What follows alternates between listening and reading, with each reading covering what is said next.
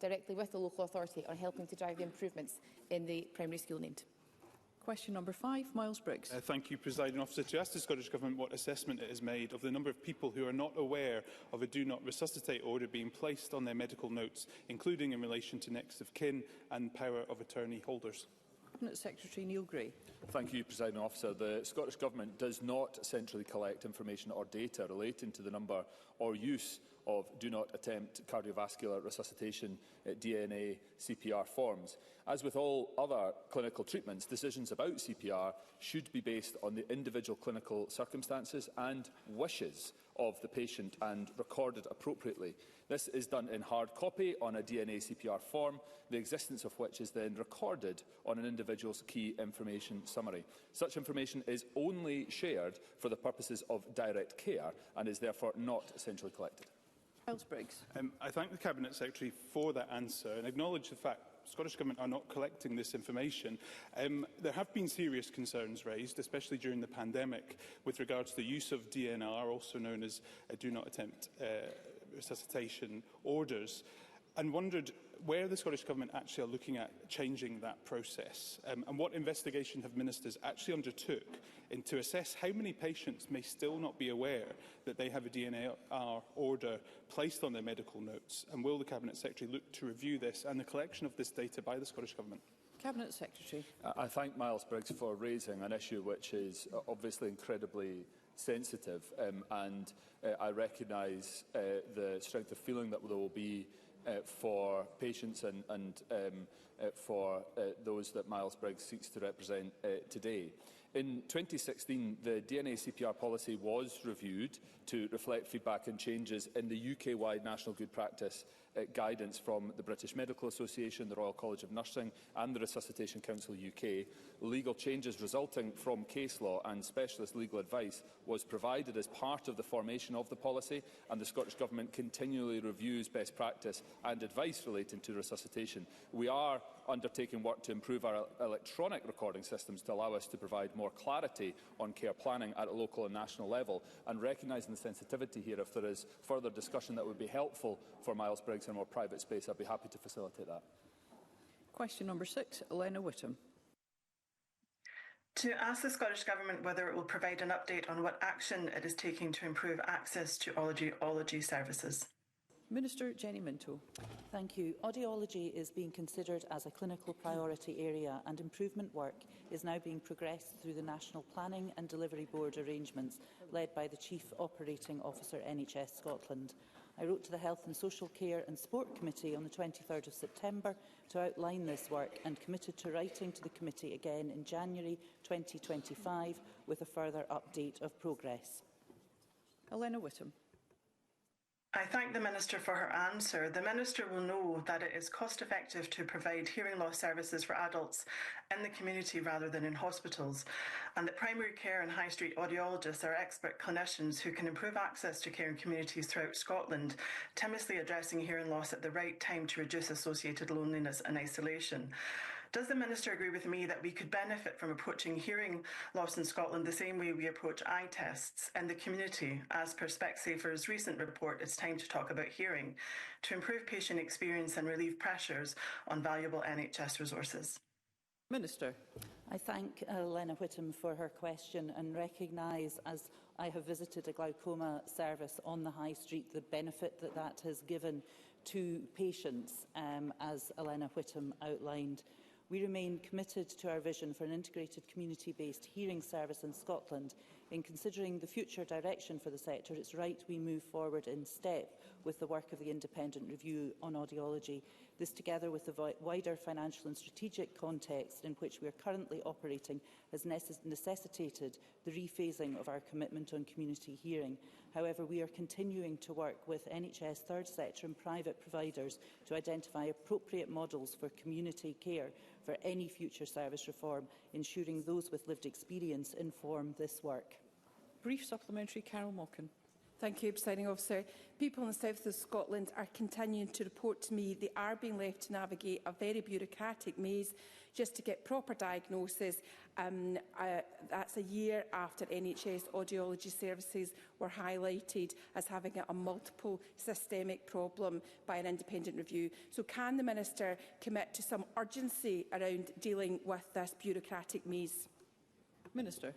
I thank Carol Mockham for her question and recognise the urgency that is required, which is why I'm very pleased that the Chief Operating Officer of NHS Scotland is leading this work with the Task and Finish group, and I get very regular updates on progress, as do members of the group and third sector organisations.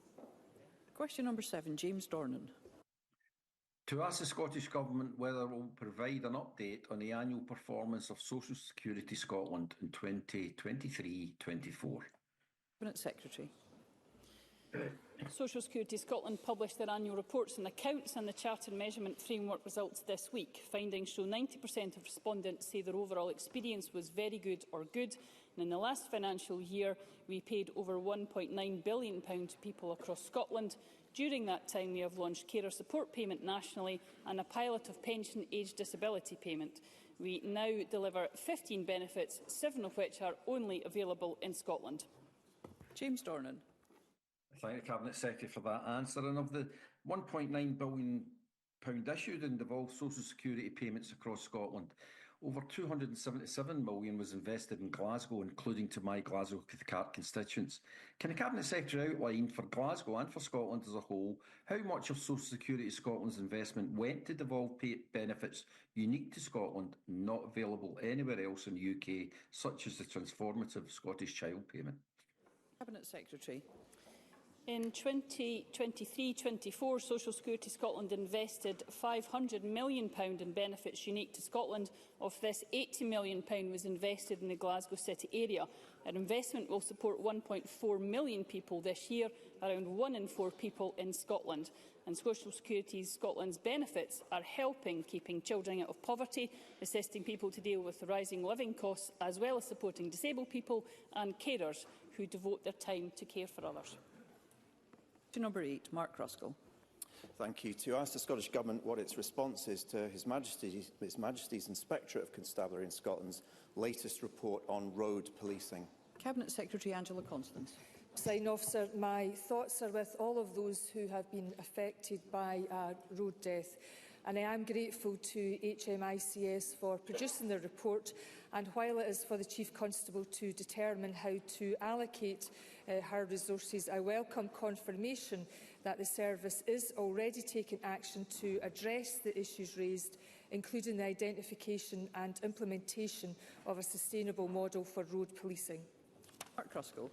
Can I thank the Cabinet Secretary for that answer? It's quite clear that speed kills and that communities across Scotland are fed up with dangerous speeding which goes undetected, unenforced and unpunished by the police and the courts. This is a rural problem, but it's also an urban problem. So does the Cabinet Secretary believe that it's time to devolve responsibility for speed enforcement to councils, allowing communities to control dangerous speeding and creating a much-needed source of revenue to invest in safer streets? Cabinet Secretary. Presiding Officer, in terms of investment, I would like to assure the member that road safety indeed is a priority for the Scottish Government and indeed Police Scotland, which is why we are investing a record £36 million this year to deliver initiatives aimed at improving driver behaviour and ultimately to help reduce the number of casualties on our road. The member may also be aware of the new digital evidence sharing capability system, which will enable members of the public to upload footage from mobile devices or from computers, making it easier to share evidence, allowing swifter access to justice and helping cases to be resolved more quickly.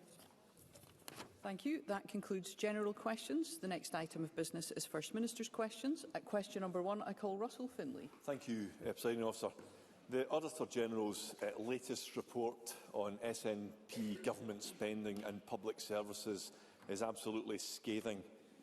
He lays bare the risks facing critical frontline services because of this government's lack of transparency. He says they have, and I quote, not been sufficiently transparent with the Scottish Parliament or the public about the current fiscal situation. So why is John Swinney's government so addicted to secrecy and so disrespectful towards the paying public? First Minister. Presiding Officer, there's 2 points I'd make in response to Mr Finlay's question. The first is on the question of fiscal sustainability. The Government has balanced the budget for every single one of the 17 years it has been in power, and as a consequence has lived within our means on every occasion we have had a budget to balance. And the second point I would make in relation to the question of transparency around financial challenges facing the Parliament.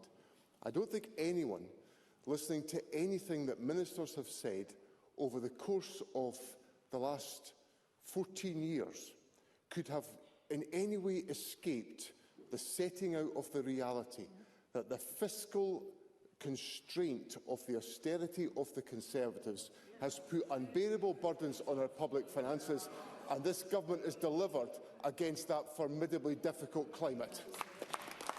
Russell Finlay. Just the usual SNP whataboutery. Now, this is not the first independent investigation into SNP finances, and I'm quite sure it will not be the last. The Auditor-General says the Scottish Government does not know what savings will result from reform or what reform efforts will cost. I'll put that into layman's terms, Presiding Officer.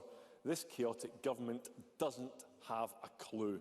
They don't know how much their plans will cost or even how much money they might save. So here's a chance for John Swinney to be more transparent.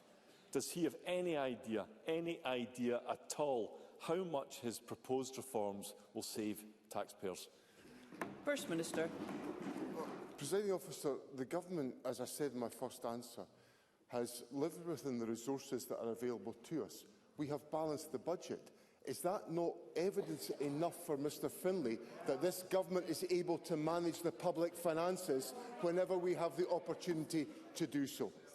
And what I'd say to Mr Finlay is the Government will set out a budget to Parliament on the 4th of December, which will be the accumulation of the choices that we have made about how we invest in our public services and what we ask people to pay to support those public services. That is the honest conversation this Government has with the people of Scotland. That's what we've done in the past, and that's what we'll do again on the 4th of December. Russell Finlay. John Swinney, he doesn't seem to have a clue. I would commend him to read this report. He clearly hasn't read it. The Auditor-General says this Government has broken a commitment to deliver savings. He says, and I'm going to quote extensively from the Auditor-General, if John Swinney would like to listen, he says there's no clear vision for improving public services. He says the impact on the public is not even considered or monitored. He says the Government is not providing effective leadership.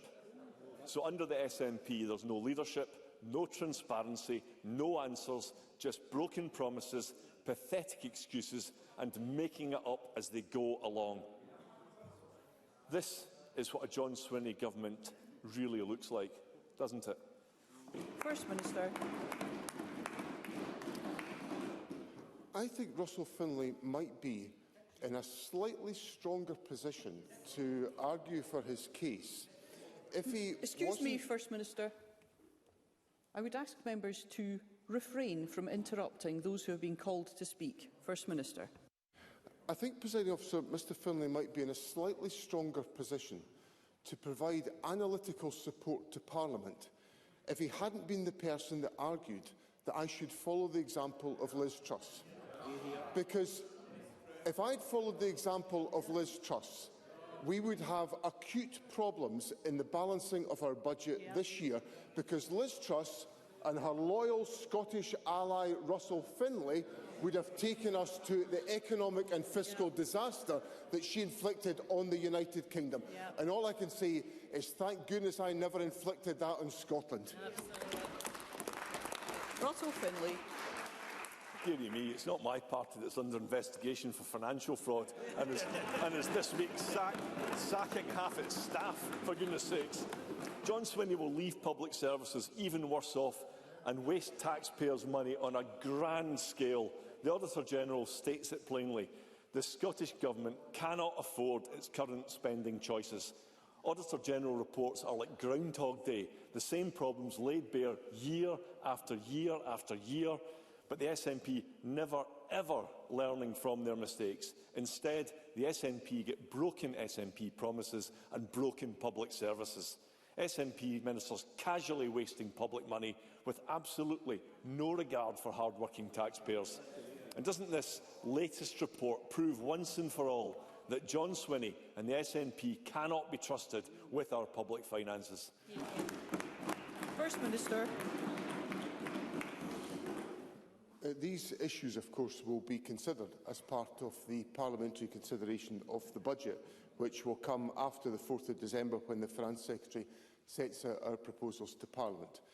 And during the week, I got a letter from Mr Finlay setting out the financial propositions of the Conservative Party.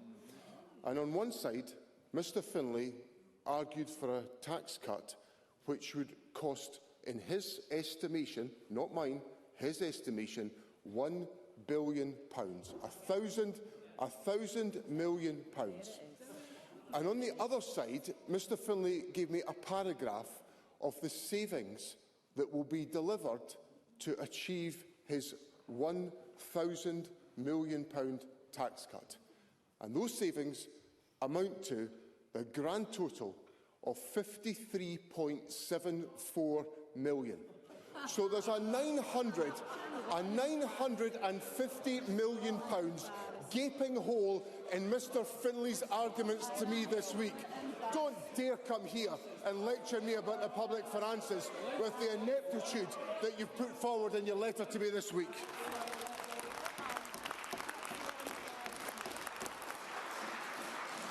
Let's ensure that we are always speaking through the chair. We go to question number 2, and I call Anna Sarwar. Thank you, Presiding Officer. Today we will debate emergency legislation on early prisoner release. If the SNP government gets its way, hundreds of prisoners could be released before finishing less than half of their sentences from Scotland's prisons. In England and Wales, our Labour government is being forced to clear up the mess left by 14 years of the Tories. In Scotland, whose mess are John Swinney and the SNP clearing up? First Minister. The Government is wrestling with a situation that's affecting many jurisdictions around the world, including the rest of the United Kingdom, where we have seen in the aftermath of COVID a sharp increase in the prison population as a consequence of the work to address the delays in the court and tribunal system. The Government has brought forward legislation to address these issues and to ensure that we have in place a set of mechanisms that will ensure our prisons are safe for those who are working in prisons, safe in the public interest. And that's the proposals that Parliament will consider. Anna Sarwar. I asked whose mess the SNP were clearing up. They were clearing up their own mess over the last 17 years. And the fact of the matter is, in Scotland, the justice system has been independent forever, and the SNP have been charged with it for 17 years. And again, the fact is that this emergency legislation is a desperate attempt to tackle the symptoms of a crisis created by the SNP. On John Swinney's watch, we have Scotland's prisons at breaking point, our prison estate crumbling, soaring levels of remand, deep cuts to legal aid, a staffing crisis in our courts and huge court backlogs.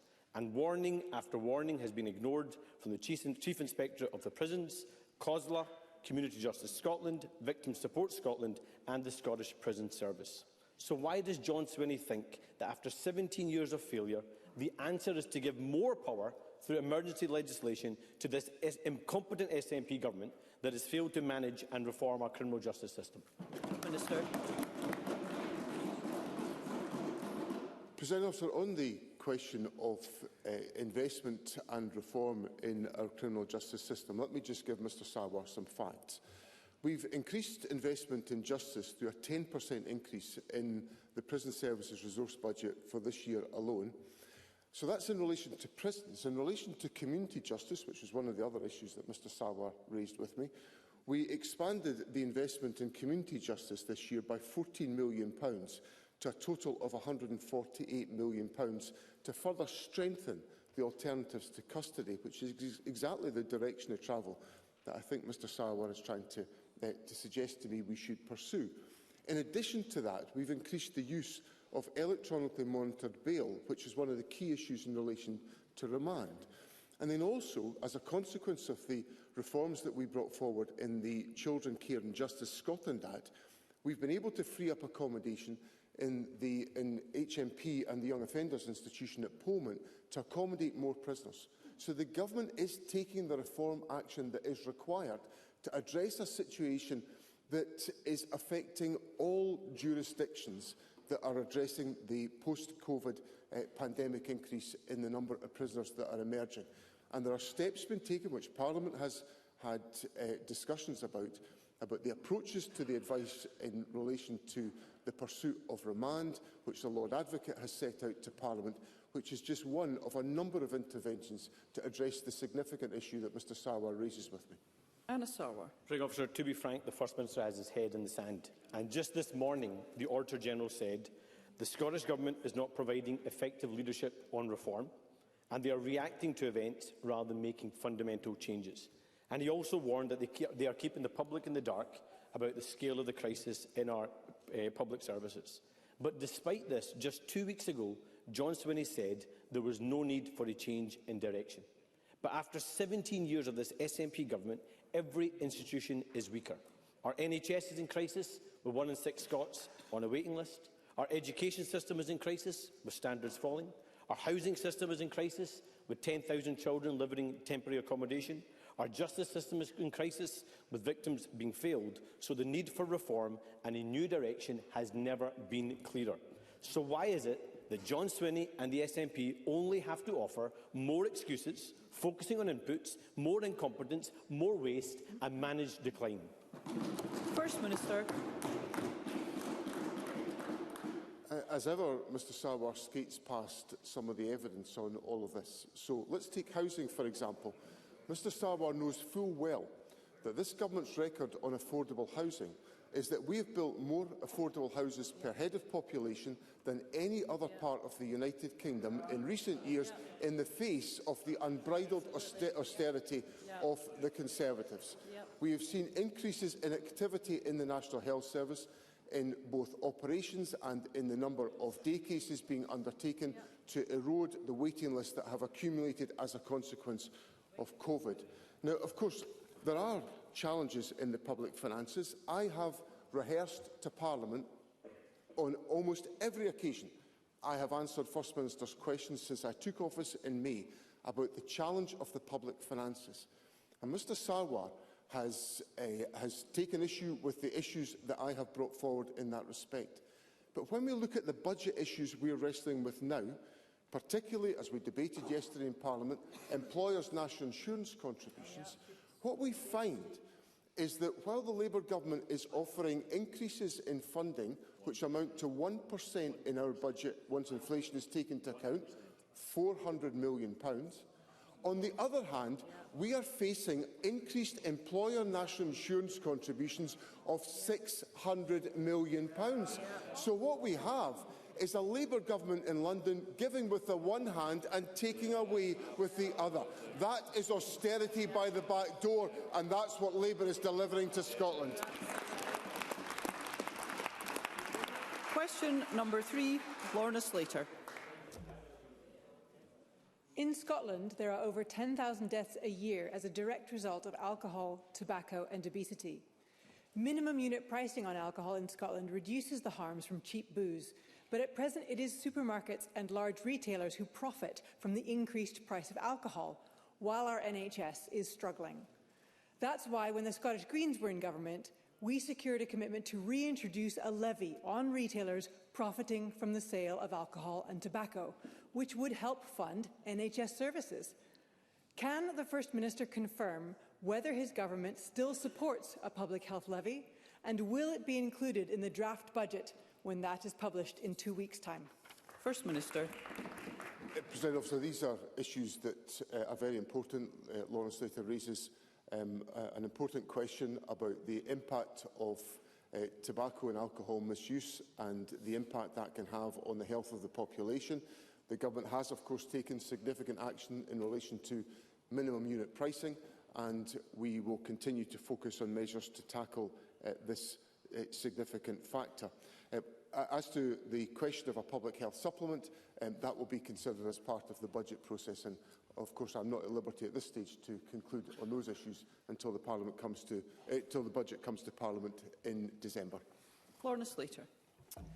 This week, an alliance of 24 Scottish health organisations have backed the Scottish Greens' calls for a public health levy in this year's budget, and polling shows a majority of the public support it too. The Fraser of Allender Institute estimate that it could raise as much as £57 million a year, money which could pay for smoking cessation programmes, breastfeeding support in communities, or increased screening programmes for cancer. Why does the First Minister equivocate on this matter? He has had a whole year to design and consult on this new public health levy, so why is it not ready to be introduced now? And how will the First Minister respond to organisations calling for its urgent rollout? First Minister. President, I would point out to Lorna Slater that the Government already has in place higher business taxes on larger retailers, which is a source of great controversy, but we have that in place already, which takes into account some of the issues that Lorna Slater is raising with me. But she also will have to accept that I cannot disclose today the contents of a government budget that hasn't yet been finalised, and that will be finalised a week on Wednesday and will be set out to Parliament, and then there will be opportunity for Parliament to debate these issues. Question number 4, Michelle Thompson. To ask the First Minister when the Scottish Government last met with INEOS or Petro INEOS to discuss the refinery at Grangemouth. First Minister. President Officer, the Scottish Government continues to engage regularly with key stakeholders following the announcement by Petro INEOS that it intends to cease refining at Grangemouth. The Energy Cabinet Secretary last met with the business on the 5th of November, and Government officials met with staff from the business last week. Michelle Thompson. I thank the First Minister for that response. Unite the Union gave evidence to the Economy Committee yesterday. In their view, this is a profitable site and a distorted picture has been given from the accounts available. They believe that there can be no justification for a closure now and that money spent to support a biorefinery will be wasted if the underlying skills base is lost. The UK Government's inaction has much to answer for, but will the First Minister commit to working on a pause in the closure and not accept the loss of this national strategic asset without a clearer path to a just transition? First Minister. President Officer, I recently met with Derek Thompson of Unite to discuss the very issues that Michelle Thompson puts to me, and Michelle Thompson will be aware that the Scottish Government believes that the closure announcement for the refinery is a premature decision and that it accelerates a change that does not need to take place at this stage but could be managed over a number of further years to enable us to put more alternatives in place. Michelle Thompson specifically asked me if I would support a pause in any plans to close the refinery, and I do. And I've put that point to the Prime Minister with the willingness that the Scottish Government would work with the United Kingdom Government to try to find a way of working with the company to avoid a situation where we had a premature closure of the refinery. So that will be the position the Scottish Government takes forward as we continue to work with the UK Government and with the company to try to avoid economic disruption and damage to the Grangemouth area and especially to the livelihoods of the workers who are involved. Brief supplementary, Stephen Kerr. The refinery is scheduled to close in Q2. Skilled workers are already leaving the area. These are the very people needed for the transition. Willow doesn't report until later next year. If we can't have the full Willow sooner, can we see an interim Willow report much, much sooner? And which projects in the growth deal can be expedited to tackle the immediate threat to nearly 3,000 jobs? Minister. I don't think I could commit to an earlier publication of the Willow report because there is that is essentially why, in my answer to Michelle Thompson, I argue for us to have more time to get to a situation where we have other credible opportunities that can be pursued, and these take time to develop. So the important point from the government's perspective is about having a delay to the closure of the refinery. That is the position of the Scottish Government. Now, as for other proposals that can be brought forward, obviously I've set out to Parliament the importance I see in the investment in the Acorn carbon capture and storage project, which would provide significant opportunities to the Grangemouth site. I was very disappointed that we did not have any more progress on that issue in the United Kingdom budget in late October. I have made that point again to the Prime Minister because I believe the Acorn project would provide us with significant opportunity to take forward and address the significant point that Mr Kerr puts to me. Schragan. Presiding Officer, it's beginning to look like the First Minister has accepted defeat on Scotland ever becoming an independent country, as under his watch, Scotland will become the only top 25 oil-producing nation with no refining capacity. How has it come to this, that a nationalist government looks away, helpless, as key national infrastructure is lost forever? First Minister. I don't think Ash Regan has listened to a word I've said in response to Michelle Thompson or to Stephen Kerr, because what I've said is that I am actively pursuing an option to maintain the refining capacity at Grangemouth. If that needs to be stated again, I will state it again to Parliament so that it's clearly understood, because I think economic damage will be done if there is not intervention to prolong the refinery life cycle at Grangemouth. And if we do that, we have the opportunity to secure carbon capture and storage. We have the opportunity to take forward the other projects through the Project Willow exercise, and that will provide us with a secure future for the Grangemouth site. So let there be no doubt about it. The Scottish Government is actively pursuing these opportunities to protect the workers at Grangemouth. Question number 5, Jamie Green. Thank you, Presiding Officer. To ask the First Minister, in light of reported figures that over 2,000 people were killed or seriously injured on Scotland's roads last year, what the Scottish Government's position is on whether 2024 could see the highest number of road accidents and fatalities on record. First Minister. Presiding Officer, I want to express my sympathies to everyone who's been affected by the loss of a loved one and to anyone who's been injured on our roads. Publication of finalised road casualty statistics for 2023 showed that the number killed on Scotland's roads fell to 155 in 2023. This was the fourth lowest annual figure and the second lowest recorded in a non-pandemic year. However, the Cabinet Secretary for Transport has previously highlighted the significant road challenges we face in 2024. Road safety remains a top priority for the Scottish Government. That is why we're investing £36 million in this financial year in a broad range of initiatives aimed at improving driver behaviour and reducing road casualties. Jamie Green.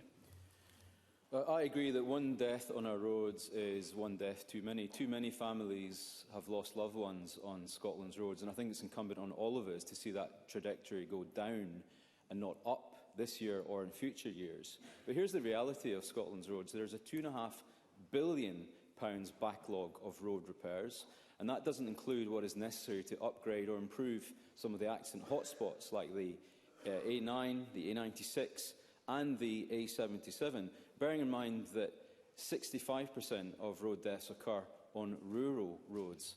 Action is needed, and it is needed fast, First Minister. So let me simply ask if the First Minister's government is still fully committed to fully dualling every single road that it promised the public that it would dual in its manifestos. And how many more lives, First Minister, will be needlessly lost whilst we wait for that to happen? First Minister. The Government remains committed to its investment programme, and we will take the action that I've set out in my earlier answer to support road safety measures. The Transport Secretary is actively involved in many of these questions, hosting a Road Safety Summit in February of this year to review all current road safety measures, and that will remain a very focused part of the agenda that the Transport Secretary and the Government takes forward. Fergus Ewing. Presiding Officer, on Tuesday this week, yet another person lost his life in an incident on the A9 and 3 more people had to be taken to hospital. The Road Safety Foundation has produced evidence that people are 3 times more likely to lose their lives in an incident on a single-track, single-carriageway road than on a dual-carriageway road, and a staggering 10 times more likely to lose their life on a single-track road as opposed to a motorway. That means people in the Highlands, in the north of Scotland, families in the Highlands, are 10 times more likely to lose somebody to a road death than in the Central Belt. Therefore, can I ask the First Minister, will he bring forward proposals for the swifter dualling of the A9 so that fewer people die? And will he obtemper the promise made to the cross-party delegation of MSPs that I led and met him in June, when he said he would give serious consideration to that matter a full 5 months ago? First Minister. Presiding Officer, I recognise the seriousness and the significance of this issue. The incident to which Mr Ewing refers took place in my own parliamentary constituency, just to the south of Ballinruig. The Government has, of course, invested in a number of stretches of A9 dualling already, and when I was travelling on the A9 on Monday, I saw the beginnings of the work that is underway in the next stretch to be dualled, which is the Moyt to Matin stretch of the road. As I indicated to Parliament in June, the Government will keep the programme under review to identify whether there is any way that we can move at a faster rate.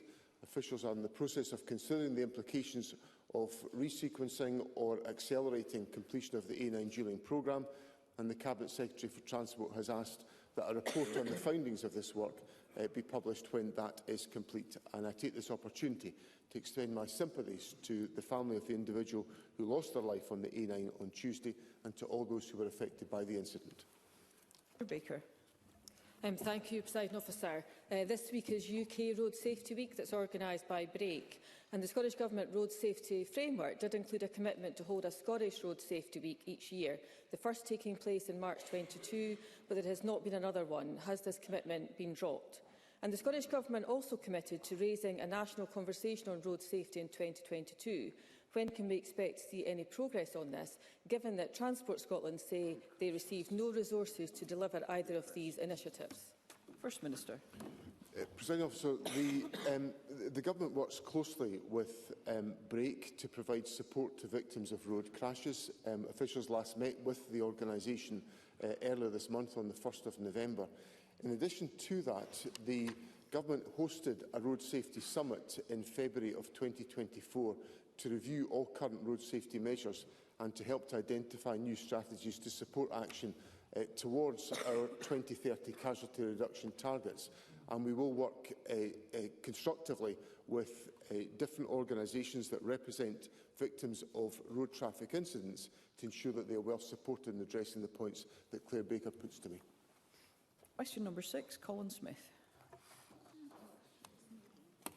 Thank you, Presiding Officer. To ask the First Minister what the Scottish Government's response is to reported calls to widen access to Scotland's redress scheme to allow survivors of abuse at Firnethi House to seek redress. First Minister. Presiding Officer, I am profoundly sorry to hear what the survivors of abuse at Firnethi House endured and the impact that abuse has had on their lives. And I want to again praise the courage of the survivors in sharing their experiences. Scotland's redress scheme was designed primarily for those vulnerable children who were in long-term care, often isolated with limited or no contact with their families. Children resident on a short-term basis were not in that position. The eligibility criteria for the redress scheme were extensively debated during the passage of the redress bill, and the eligibility criteria were included in the purpose of the scheme. This does not diminish the heartbreaking abuse that the Firnethi survivors faced. The Deputy First Minister met with the survivors to explain the decision to them directly and will continue to engage with them. Colin Smith. First Minister, words aren't enough. In January 2023, you told the Education Committee it would be, and I quote, possible for Firnethi survivors to be successful in applying under the scheme. Now your government are saying they won't be successful because it was so-called short-term care under arrangements involving parents. But isn't the reality that the length of time of any abuse is irrelevant? Abuse is abuse.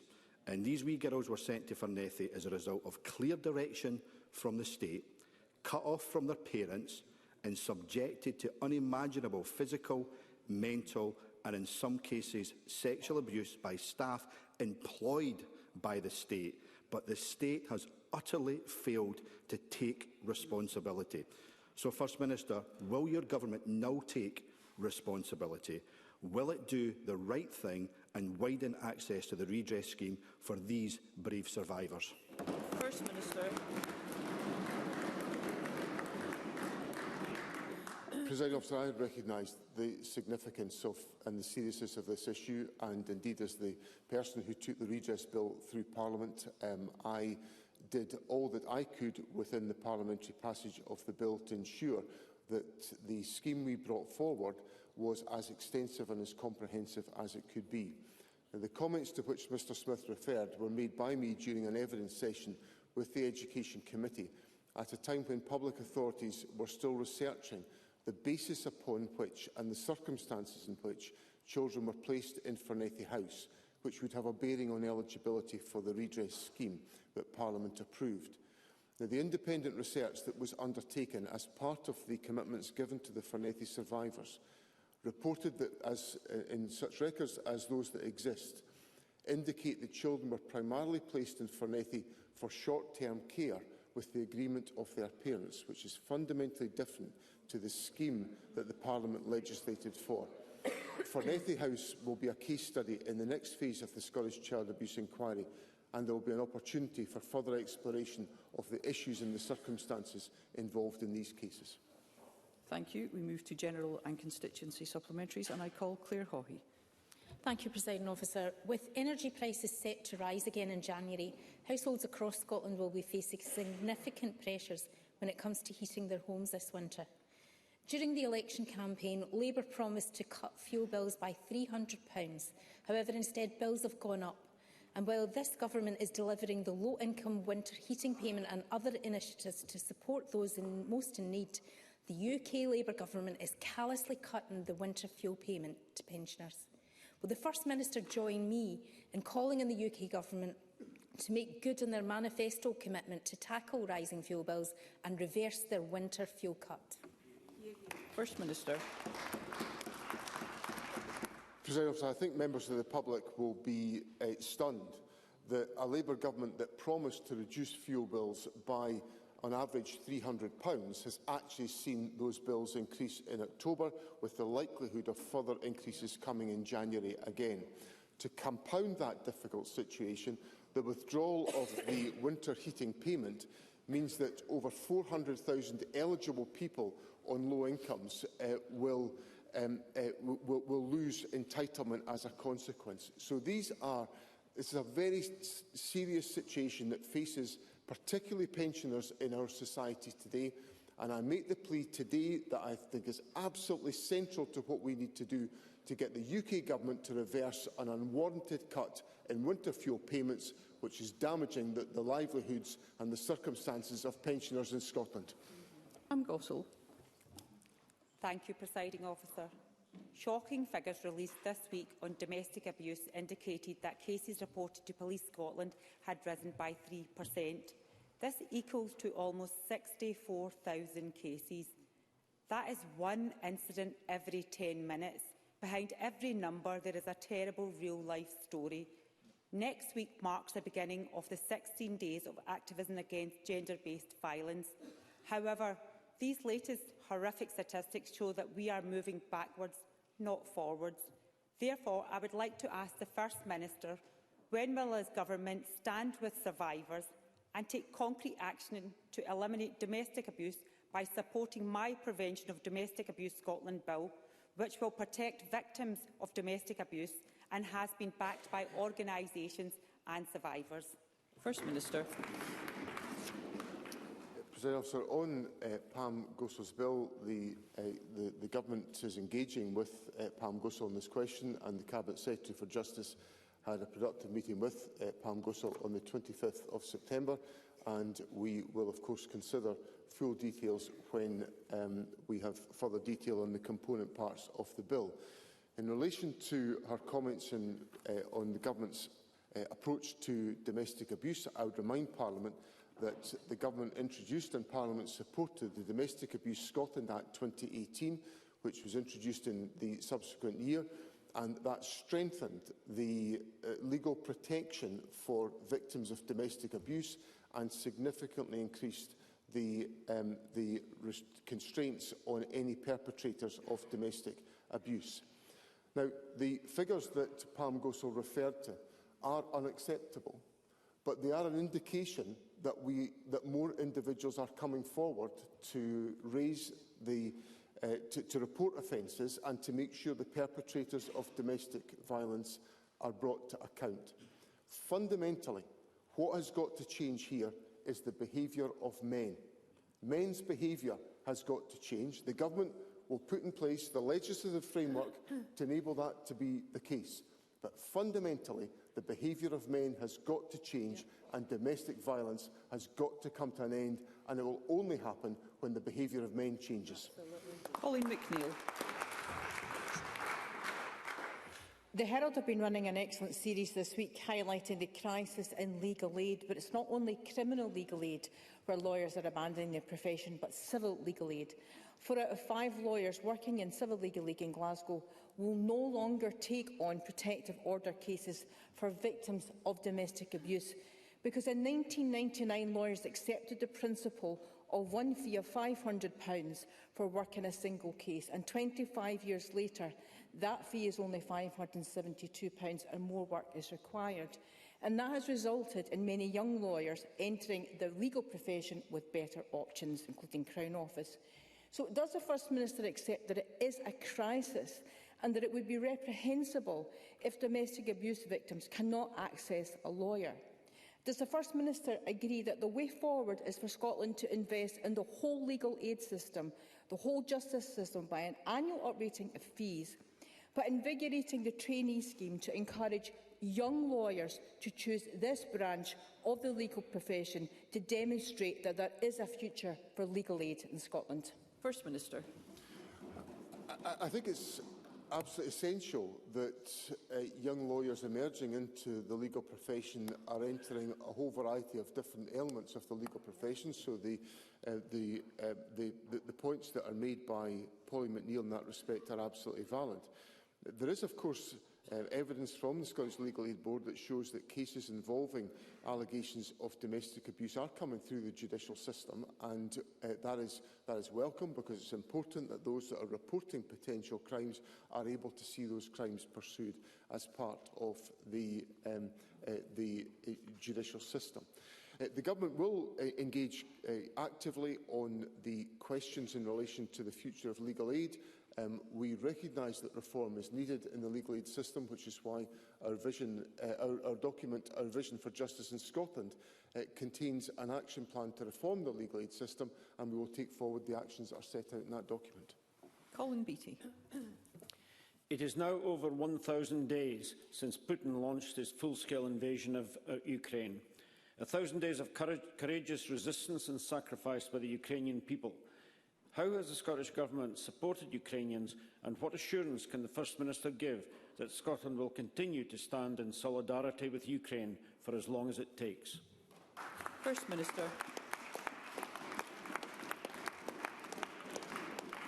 Presiding Officer, can I thank Colin Beattie for raising this issue and for reminding Parliament that we are now over 1,000 days since the illegal invasion of Ukraine.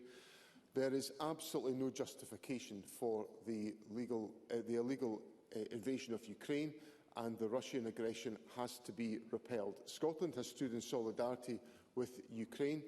We have provided sanctuary for over 28,000 people sponsored by the Scottish Government or an individual in Scotland to come to this country. Over 21,000 of these arrivals are part of the Government's support scheme. We've invested heavily in providing the support that's available to Ukrainian refugees to come here, and I want to make it clear that those Ukrainian refugees are welcome in Scotland and play an important part in our country. And at this moment, I reiterate the unacceptability of the illegal invasion of Ukraine, the determination to stand in solidarity with the Ukrainian population, and the necessity for the Russian aggression to be repelled. That is a necessity in our modern world today. Liam Kerr. I'm very grateful, Presiding Officer. Due to factors including a sustained decline in public funding, Robert Gordon University may make up to 135 redundancies. Dundee University, with a £30 million deficit, said redundancies are inevitable. Edinburgh University warns of job cuts in response to unsustainable funding. Anton Muscatelli, the outgoing principal of Glasgow University, asked, why should our government not properly fund higher education for our own students? Will the First Minister answer him by agreeing to an open-minded, cross-party, multi-stakeholder collaboration on university resourcing, or does he prefer ideological purity and redundancies? First Minister. Well, I prefer to invest in the university system, which the government does, with £1 billion worth of public expenditure. And let's hear the First Minister. And a commitment to work collaboratively with the university sector to make sure that the research excellence of Scotland is able to be deployed as part of the overall economic approach in Scotland, where innovation and creativity lie at the heart of taking forward some of the fantastic elements of research that come from our university community. Now, what's not helping our universities just now is the fact that they're facing a significant increase in employer national insurance contributions. That's the point that's been made by the principal of the University of Edinburgh, the shock to their finances by the unilateral action of the United Kingdom Government in increasing employer national insurance contributions.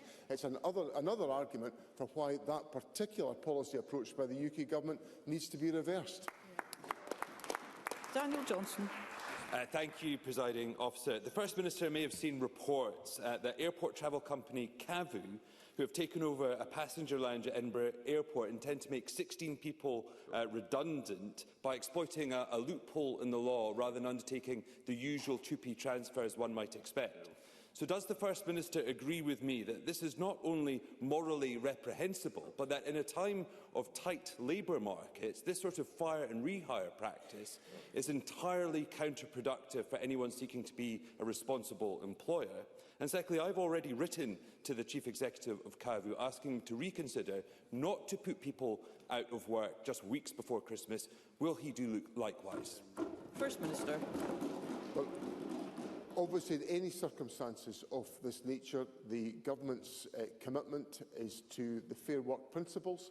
They will be applied. They should be applied in all circumstances by any employer in Scotland, and I would encourage the employers involved in the case that Mr Johnson puts to me to do exactly that. Kenny Gibson. Thank you, Presiding Officer. Last week, the Post Office announced the closure of all 115 Crown Post Office branches owned directly by the UK Labour Government, with a loss of up to 1,000 jobs. One of the 10 Scottish branches slated for closure is in Saltcoats in my constituency. Post offices provide a range of vital services, particularly for older people less comfortable with technology. The loss of services and jobs will be felt keenly. Can the First Minister outline what representations the Scottish Government is making to UK ministers to save these important community resources? First Minister. I understand the point that Mr Gibson puts to me, and access to post office services is crucial in communities to ensure there is an effective network to be available. We will certainly make sure that the representations that Mr Gibson has made to me today are taken up with the United Kingdom Government to ensure that there is a viable and effective network of access to postal services in Scotland that meets the needs of all constituents, and particularly the constituents raised by Mr Gibson. Brian Whittle.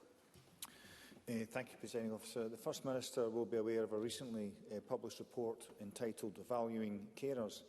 It highlights that after collating data from the 2022 census, the value of unpaid carers to Scotland is £15.9 billion, which was not far short of the 2022 total NHS budget.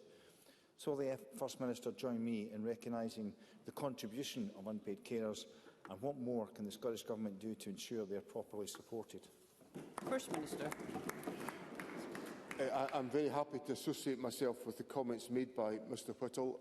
I met with a group of carers representatives in my own constituency last Friday morning as part of the lead-up to Carers Week, and I listened with care to the issues that they raised with me. The Government is, of course, has put in place measures to support short-term breaks, for example, for carers, to enhance carers allowance, and we'll obviously reflect on these issues as we consider the contents of the Government's budget. But I agree wholeheartedly with Mr Whittle that the contribution made by carers is absolutely fundamental to the delivery of care support within households and communities around the country, and we simply couldn't provide the level of care that's provided by unpaid carers to support their loved ones and to support our society in these days. Thank you. That concludes First Minister's questions. Point of order, Pam Gossel. Thank you, Presiding Officer. On the 19th of November, the national newspaper printed an article criticising my decision to raise concerns over LGBT Youth Scotland, an organisation geared towards those between 13 and 25 and not children of primary school age, working with 2 primary schools in my area of Milngavie on a pilot programme. I raised these concerns in a letter to the Council's Chief Exec after being contacted Ms Gossel, if I might just... a point of order should be raised where a member has concerns that proper procedures are or have been followed in this item of business. Yeah, I'm going to come to that, Presiding Officer. There is. Yeah, sorry about that. Please do. So, yes. Maggie Chapman, MSP, made a comment stating that I am categorically more of a risk to children than the LGBT Youth Scotland's project in primary schools. I view this as clear defamation of my character. Therefore, I would hope the member would apologise and retract these comments. Can I ask you, Presiding Officer, whether you were aware of these comments by Maggie Chapman, MSP, and if not, now that you have heard them, whether you believe they conform to the Code of Conduct, Section 7, paragraph 5 and 6, on the treatment of others? Ms Gossel, you will be very well aware, I'm sure the member is aware, that I wish all members of Parliament to treat one another with courtesy and respect at all times. Points of order in relation to articles that have appeared in the newspaper are not subjects that I would necessarily expect to be raised in an item of business as a point of order. First Minister's question is concluded. The next item of business is a member's business debate in the name of Ros McCall. There will now be a short suspension to allow those leaving the chamber and the public gallery to do so before the next item of business.